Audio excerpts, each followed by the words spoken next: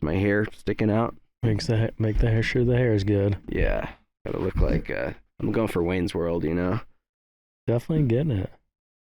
Button my shirt. Get a sock cut soon. The sock cut? Oh my god, dude.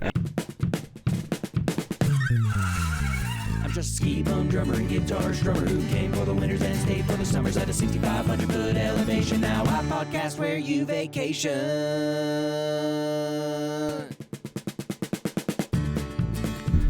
Hey everyone, and welcome to iPodcast Where You Vacation, the show centered in the heart of North Lake Tahoe.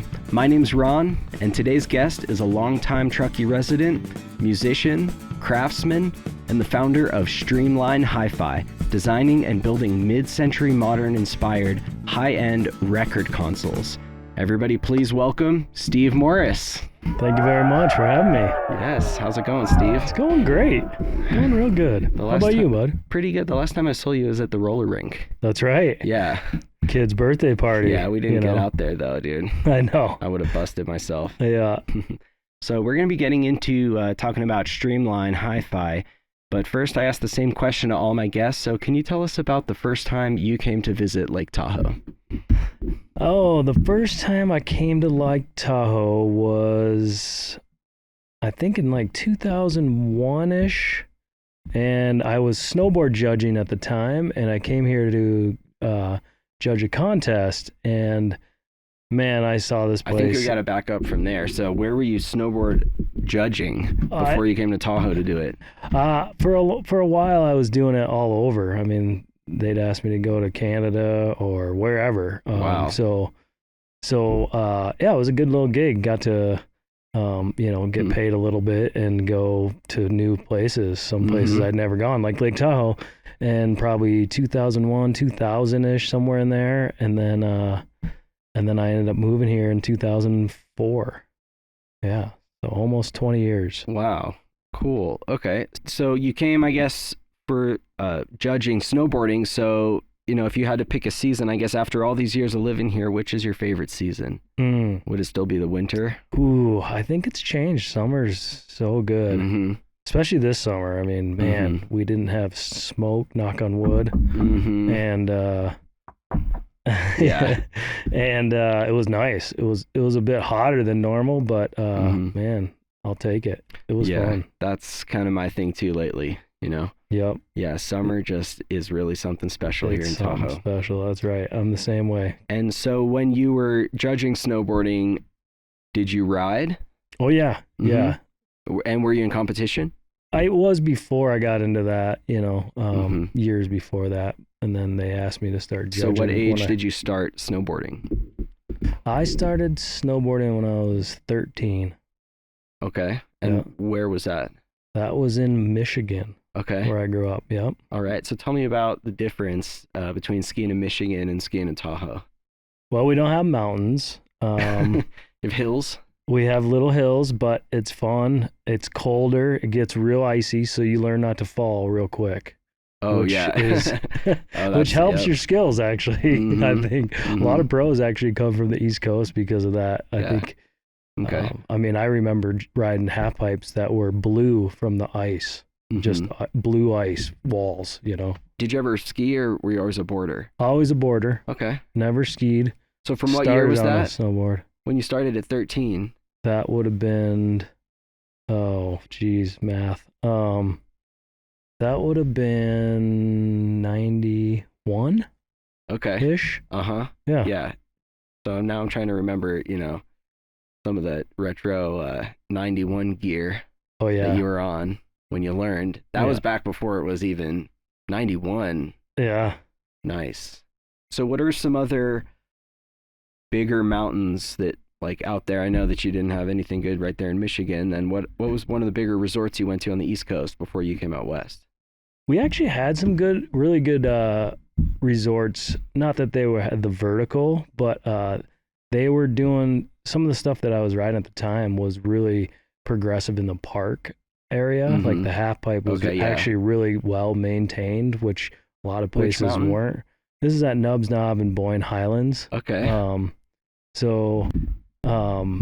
yeah, so we actually had some good stuff, but I went out to like Loon Mountain at one point, and not a whole bunch on the East Coast. I was always trying to come west, always coming west. So nice. Trying to go to Whistler and places like that. Okay, so then when did you move to Tahoe full time? Did you say in 2004? 2004, yep. Okay, cool. So that's been about 20 years now, almost. Almost 20 years, yeah. Wow.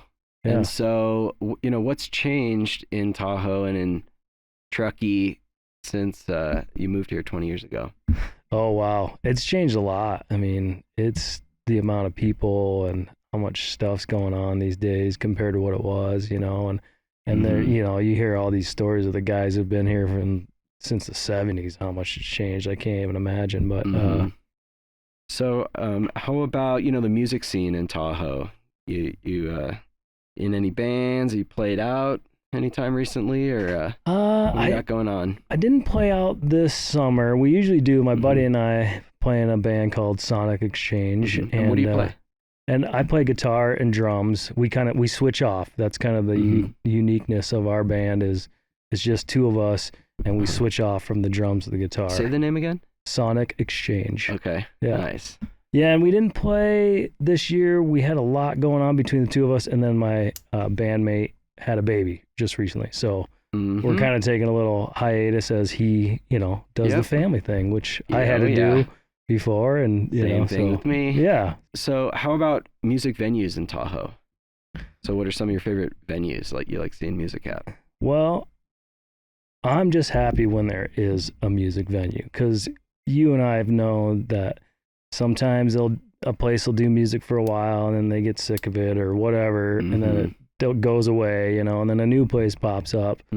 So, like a lot of mixed stuff, like not music venues or music halls, but more like combo, restaurants like Moe's, has that place upstairs, but it's a restaurant. Yeah, and they're not doing it really anymore, right? Yeah, a lot of like Moody's restaurant is a nice jazz bar downtown. Moody's is fun to go see. If you catch the right person in there, man, that's fun. Yeah. Alibi, they tried to do it right with that little stage and the setup there, which is cool. So I just like seeing music. So honestly, I don't have a favorite. I have seen a ton of good shows at CBC, but but anywhere I can see music around here, I'm happy. Yeah, no, CBC is, I guess, the big one with more tours coming through. Yeah, they get some good people over there. You might have to see them on a Wednesday, but because they're going to be in San Francisco on the weekend, Yeah. But we're happy to go on a Wednesday. That's all right with us. How about Pastime? Oh, yeah. Seen any shows down there? I haven't in a long time. I haven't been there in quite a while, too, but yeah. How about you, Ethan? You been to Pastime recently? I've been to Pastime. Did you just come from there? I would like to say I did, but did I smell like cigarettes when I walked in? Or, no? Okay, yeah. We all know that going on an epic ski vacation is the ultimate way to experience the best the North Lake Tahoe has to offer. But let's face it, renting skis from the resort can be a total bummer. From having to find a parking spot to waiting in very long lines in the village just to be shuffled through an assembly line and rented overpriced, low-quality skis. That's where Black Tie Ski Rental and Delivery of North Lake Tahoe step in to save your vacation. Simply go online or call, provide all the renter's information, and schedule your delivery. Their professional and courteous ski rental technicians handpick the perfect demo quality gear for each specific rider, deliver and fit the gear right in your home, and when your vacation is over, they pick up the gear as well. Delivery and pickup included. Once you rent from Black Tie of North Lake Tahoe, you will never go back. It is a no-brainer. Check them out at blacktieskies.com or call 530-550-1092 to schedule your ski rental delivery today. You going to see Coburn Station tomorrow in the park? Oh, is that tomorrow? Yeah. I forgot about that, but probably. Yeah. Coburn Station, one of my favorite bands. Yeah, Great those friends guys are with good. those guys. Yeah. So concert in the park every week. That's also probably the best venue, actually. Actually, that really is probably the best venue. Yeah, the regional park, It's the Truckee so cool. River Regional Park. has this huge amphitheater, and they have free concerts in the park every Wednesday. Yeah. And we had the Blues Monsters played I with missed Chucky that. Dunn. I wanted to go. Yeah, but they're playing tomorrow in the Nice. park, so we're definitely gonna go check them out. They're Yeah, awesome. that probably is the best music venue around. It's so Mhm. cool. Just the fact, you Yeah. know, whoever put that together, however Mhm. long ago, it's so cool. So thanks TDRPD. Yeah, for sure. All right, so you like pizza? Love pizza. Who Okay. doesn't? We might have to start a little bit of a war here, but what's the best pizza in North Lake Tahoe, in your opinion? Ooh, in North Lake Tahoe. Yeah, you got a favorite pizza place? I still got to give it up to Village Pizza. Village Pizza, yeah, very like home style, It's got a nice, restaurant style, you yeah. know, kind of crispy crust, and Mm-hmm. They have really good sauce. man, yeah, they Mhm. do it right. They still do it right, and they've been doing it right for a very long time. Oh yeah, Yeah, So- they make a good pie for sure. yeah, they have do. good So Italian I got to food. say them, but I'm gonna go with good old Rubicon Pizza. that's a good Oh, one too. yeah. Yep. Oh man, my home away from home, pretty much. Mhm. Just got to get my fix every once in a while. Yeah. You know, I'll sneak away on days where I'm supposed to just be napping or cleaning, and just go get myself a personal. Yeah. Just drive all the way to North Star. They do You know, make why good not? pizza, man, for sure. No question. Oh yeah. All right. So, which ingredient is the most important ingredient on a pizza? Crust, cheese, or the sauce? Ooh, dang, that's a good question. Yeah. Dang, it's between crust and sauce for me. Well, two of them have to be bad and one of them good. So, so if you had to pick the only one that's good, which would you choose? Good crust If I or can good only pick cheese? one, I think it's got to be the crust then. The crust. Mm-hmm. You're right, huh? Because that can really ruin a pizza. Bad Totally. crust. Yep. Nice, dude. I go with the sauce. Yeah, the sauce Yeah, is I mean, key though. That The was sauce is the sauce, I guess. But what can you do? Mhm. How about you, Ethan? I mean, we're gonna spread it across the field here because I'm gonna go cheese. there you go. Have you ever had a pizza where it's got like kind of frozen cheese or still Oh, cold yeah. cheese that didn't melt at all? Sucks. Oh, take it back to the kitchen. Sucks. Yeah. Yeah, you're right. You're right. Yeah. So I mean, we all Yeah. have great points. So Yeah. it's Yeah, cheese- maybe all three make a great pizza is what it is. Maybe we should all just start our own pizza place. He'll bring the good cheese, you bring the good sauce, and I'll make the good crust. Sounds like a plan. I mean, dude, that's it, dude. Tahoe pizza. I pizza where you vacation. Pizza. There you go. There you go. I like that. Let me ask you, if you could have dinner with any artist who's passed away, who would you choose? Ooh, who's passed away? Yeah, because I know that you have a lot of kind of vintage vibes going on with your business and with the music that you play and that you're going to be showing here tonight. So, Oh, that's a tough one. Who would it be? Probably full dinner. Robert Johnson. Nice. I would tell him how much his music changed the world. Really. Mhm. I mean, it really did. He was only 27 when he died in, I think, 1937. And without him, and then it going to blues and then it going to rock, we wouldn't even have any of these guys. So, Mm-hmm. and he died before he ever got to see any of it. So Yeah. I'd sit down with him and tell him how much he meant to the world. Yeah. Times changing a lot back then. Oh, yeah. Real fast. Yeah. The music scene. Yeah. The music scene back then, huh? Mhm. God, could you imagine Man. going to clubs back then? Yeah. Oh, God, that'd be so cool. So cool. Yeah. We're gonna play a little game here, okay? It's a musical game. All All right. right. So they're not poems, okay? They're not riddles, all right? So they're jingles. And I like writing jingles, okay? And Okay. I got a few jingles here for you. So I'm gonna read one, and the last line of each of them I'll leave out, and you have to guess them as the answer, okay? And so the clue is that all of the answers are famous music artists who passed away. Okay. Okay, so I'll read the jingle. You guess the answer. They're gonna be really pretty simple, I think. Okay. But, let's see how you do. All right. Okay, and we can talk about the artist.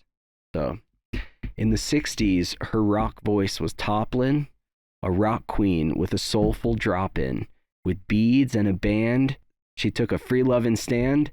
She was the powerful and great Janis Joplin. Janis Joplin. So, did you bring any Janis Joplin records tonight? I don't actually have a Janis Joplin album, unfortunately, but I do love her stuff, man. Yeah. She was awesome. What a cool voice, too. Mm-hmm. Yeah. Here we go. Jingle number 2. All right. The man who was bad, also quite the attraction. His moves and his voice leading pop's highest faction. With a glove that would gleam and a moonwalking dream, who danced his way to fame? Michael Jackson. That's right. Got any Michael Jackson albums? I do have a Michael Jackson album. Yep. I got Thriller. You got Thriller. Yeah. I was going to say, dude, of course. I mean, that's it was awesome. classic. I used to have it on tape as a kid, on cassette. So I had to get it on vinyl again. For my girls love it too. Sometimes we'll do a little dance party with some Michael Jackson at the house. You got any Jackson 5? I don't have any Jackson 5, no. Oh, I love Jackson 5. I've got some albums with a couple of their songs on it, like a compilation album, but yeah. Jackson 5 was awesome too, for sure. Dude, with the 80s vinyl there with the tiger, right? On one of the Jackson 5 albums? Thriller? Oh, on Thriller, yeah. Yeah, dude, with the baby tiger. Yeah. Yeah. Yes. So awesome. All right. Jingle number 3. Who got that baby tiger for him, you know? Probably the same one who got Mike Tyson as tigers. Maybe it was the same guy. All right. With his guitar, he taught us all new tricks. Psychedelic and blues with incredible licks. Woodstock's anthem began by this left-handed man. He was the legendary Jimi Hendrix. That's right. So you got a little bit of a really special Jimi Hendrix album with you, don't you? I do. I actually brought it because I knew you liked it too. All right. So tell us that story, and then we'll show it. I got this album from a gal here in town, actually. She's really nice. In town in Truckee? In Truckee, yeah. Oh, my God. They actually did this really cool thing. I need to look it up to see if they're going to do it again, but Alibi was doing this vinyl swap. Oh, yeah, I heard of that. I went there, and I brought some albums, and this one gal that was there had, like, her dad's collection. It was tons of records. And I mean, I think she told me it wasn't even. Someone's got their dad's collection. That's the one that you want to look through. Yeah, and so she was really cool, and she didn't have. I was buying some albums from her, and I got to know her a bit, and kind of telling her what I was doing with Streamline, and she was into it. And I said, and it was actually this album right here. It's a bootleg Jimi Hendrix album from the Los Angeles Forum in 1970, and 1970 was the year he died. Wow. So it must have been, I don't know how many months before he died, but this was probably his last recording. And so tell me what you mean, like it's a bootleg album. It's a bootleg album. I looked up this Rubber Dubber Records, and it was Hold on, we gotta give it a show here too. Yeah. It was this crazy, I think back then they had a harder time getting a hold of albums, and so this company just started bootlegging these concerts, and apparently they had some like recording van that they would like set up mics on top of it, and like all the recording equipment's inside of it. Dang. And they'd park inside the show or that sounds like the CIA outside. Or I don't know, but and then they would make them and then sell them until they got busted, and then went out of business. Dang, dude. It's a pretty cool, unique album. Yeah. Live at the Los Angeles Forum. Wow. Yeah. So it's awesome. It's a great album. It's not the best quality for sound wise, but you're hearing some really cool stuff that Jimi Hendrix is doing on the guitar, like maybe these weird solos that you don't hear on other albums, which is the cool part. That's awesome. So tell me about some of the other albums that you like playing on your consoles. Yeah, I brought some in. I mean, I'm a big blues fan, so, you know, it's a lot of blues stuff, like Taj Mahal. If you don't know who Taj Mahal is, you definitely should. His version of Statesboro Blues on this album is what Dwayne Allman saw live and then did his version of. So, like, this is a rad album. This was a gift by my mother-in-law, Grover Washington, and this is a cool album. I never heard of this guy, but it's like jazz meets funk with a saxophone. So it's different, but it's cool. This is a gal I'm really into these days, Samantha Fish. She is an amazing blues musician. If you haven't heard of her, check her out. Wow. Fat Freddy Drop. This is a super groovy album. These guys are out of Australia, I'm pretty sure. A little bit different. Cool. Yeah. This one is a Black Keys album. Chulahoma is the name of it. And it's all Junior Kimbrough's songs. So he was an old blues guy, and they did a tribute to him on this album. So cool. Oh, wow. It's different. Like, it's super groovy and bluesy. Some Muddy Waters. I mean, you just can't go wrong with Muddy Waters, in my opinion. And then some Allman Brothers, this version of Statesboro, like I said. He's copying Taj Mahal, but in a cooler way. And then Larkin Poe. These guys are awesome, too. I mean, these are a sister duo, and they do blues stuff. And the lead singer, she plays guitar, and then her sister plays lap steel, but like standing up and running around. And man, these guys are awesome. Sick. Some Nice, more dude. old Black Keys stuff. Okay. I'm a big Black Keys fan. Chris Tone, Kingfish. If you haven't heard of this guy's only like 22, and he's already like pretty much like a BB King. It's crazy how good this guy is. Wow. So yeah, that's what I brought in. This is kind of what I've been listening to a lot of lately. Sick. Yeah. So these are all records that you listen to in your record consoles that you build here. That's what we're going to be getting into next with Streamline Hi-Fi.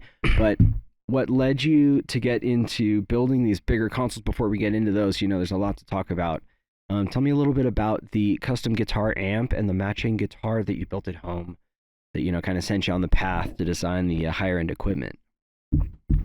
Yeah, that was part of the equation that led me to where I'm at, for sure. I really wanted a new guitar amp, and there's this amazing company called Category 5, and they really don't sell amps, which is funny, but all these huge musicians play it, like Samantha Fish plays a Category 5, Mississippi All-Stars, Joe Bonamassa. I mean, there's a lot of people that play, really talented musicians that play Category 5, and I kept hearing, I was at a Tab Benoit show at CBC, and I saw this amp, and it sounded so good.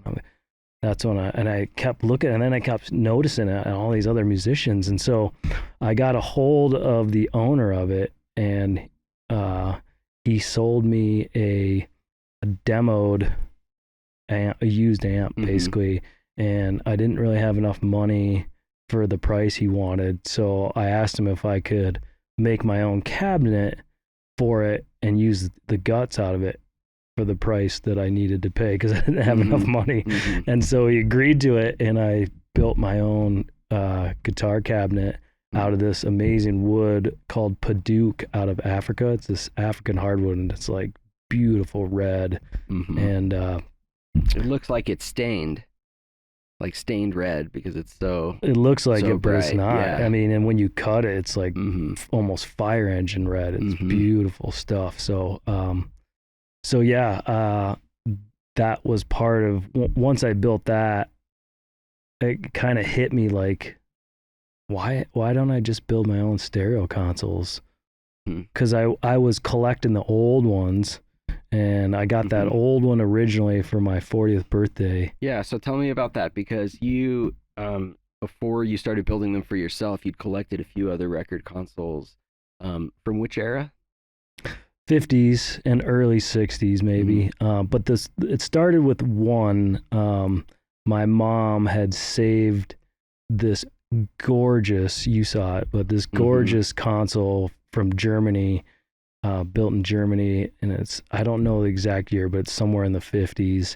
And I came home to Michigan and was visiting, and she had it in her garage and didn't know what she was going to do with it.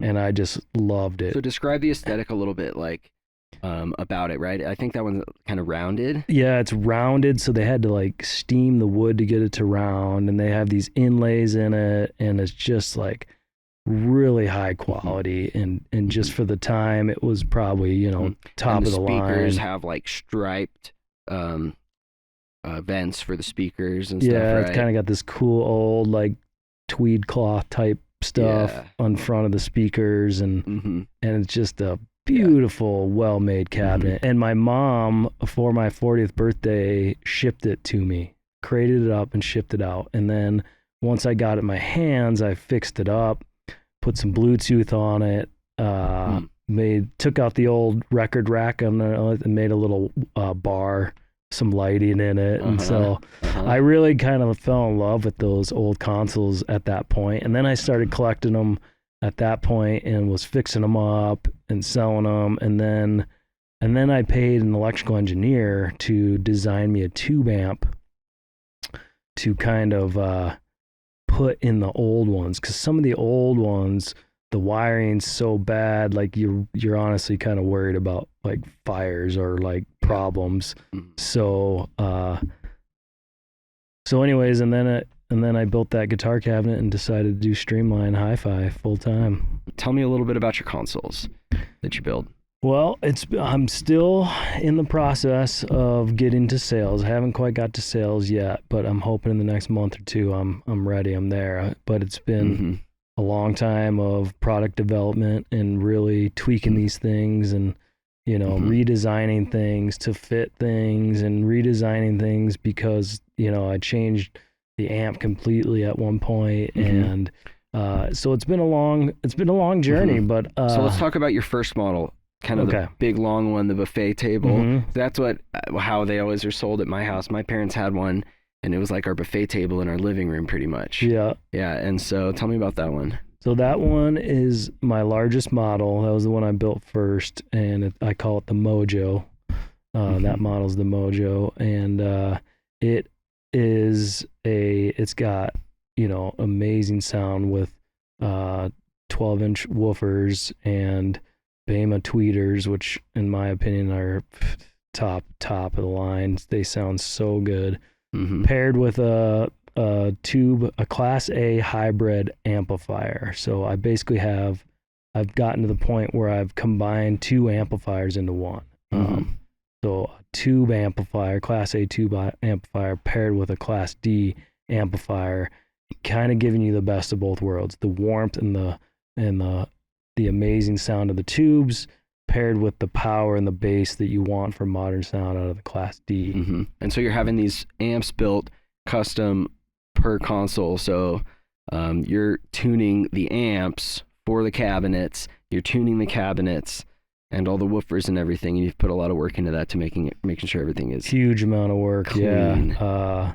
Yeah, it's amazing. Yeah, I was over at your place checking them out the other day, and they are amazing. We're gonna have to roll the footage, because until you see them, you know, they're gorgeous. So you really have to take a look at them and check them out. So, and they've got liquor cabinets in them. They've got a little whiskey bar, and you've got the nice lighting on the inside, so it's pretty well, you know, lit, aesthetic and everything. There's a spot for you to put your glass while you're pouring it, right? While you're flipping your records.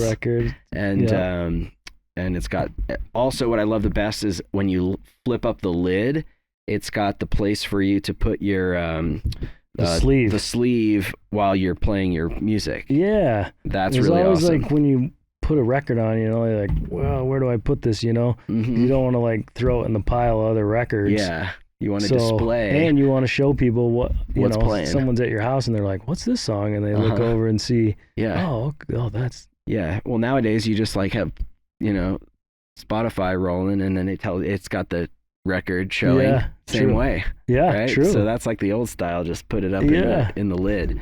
And I'd never seen that in the old ones. That's pretty sweet. Yeah, thanks, man. Yeah. I'm excited about that feature. So what's your favorite whiskey for listening to music to? Ooh. I think Scotch, actually. Oh, okay. I think I'd go Scotch, actually. If I'm, okay.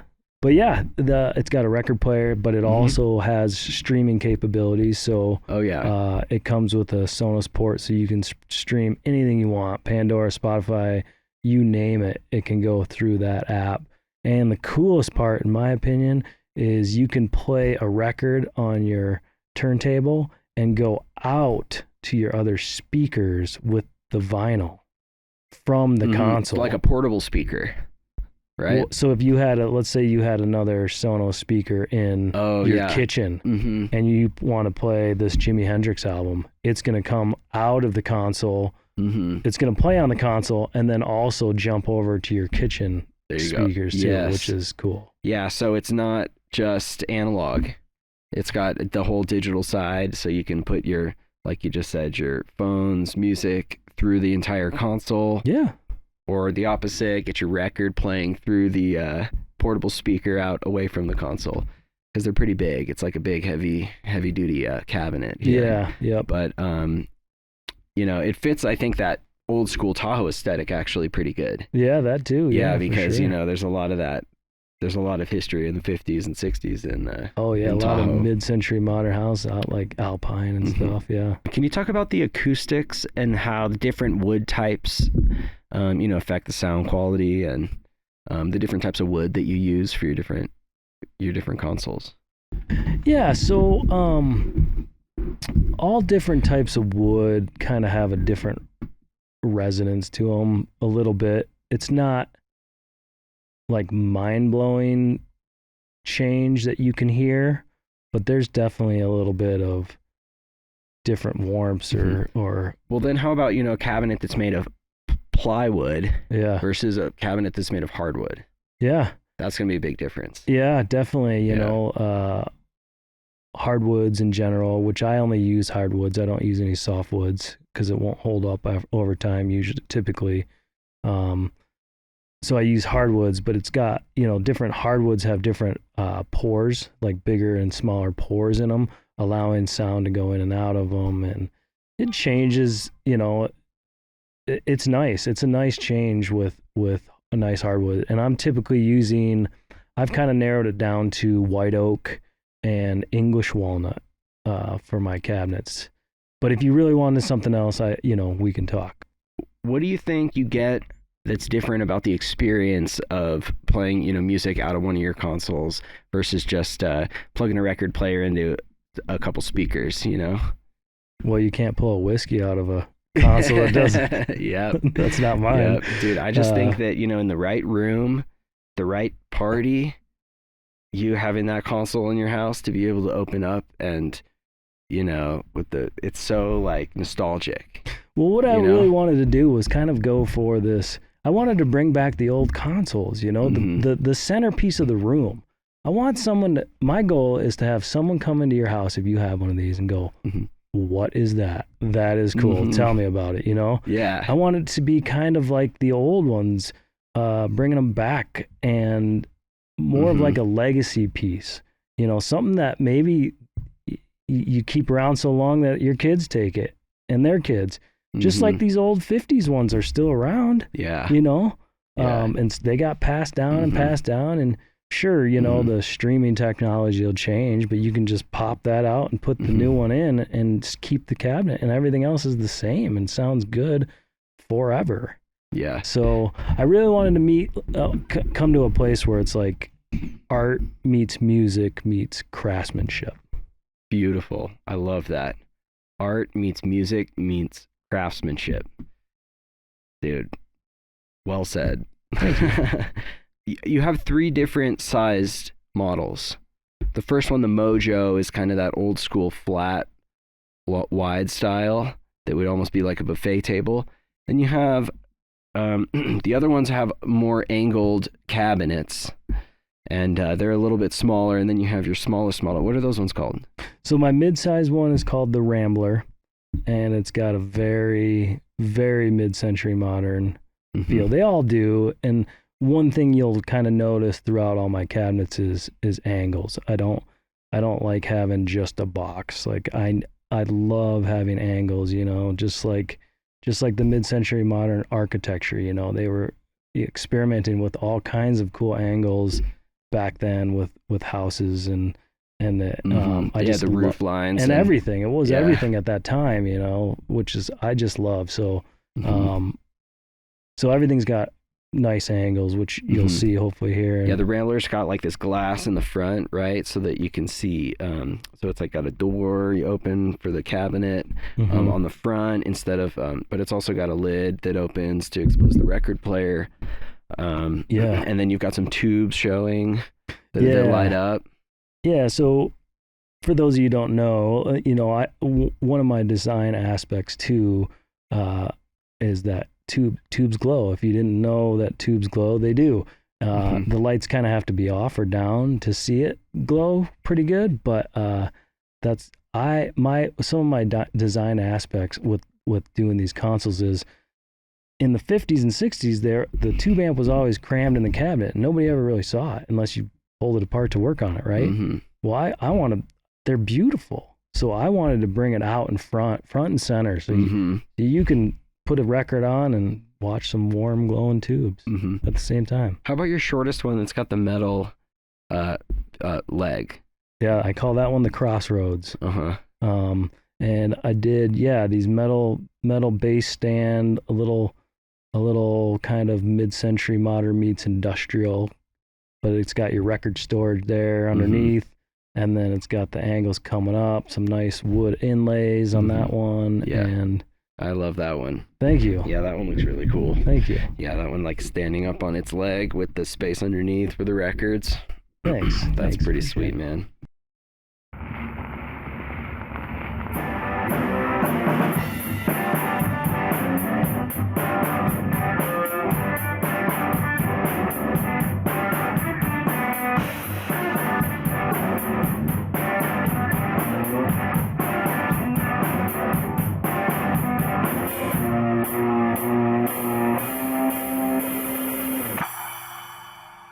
So tell everybody about where they can find out more about Streamline Hi-Fi.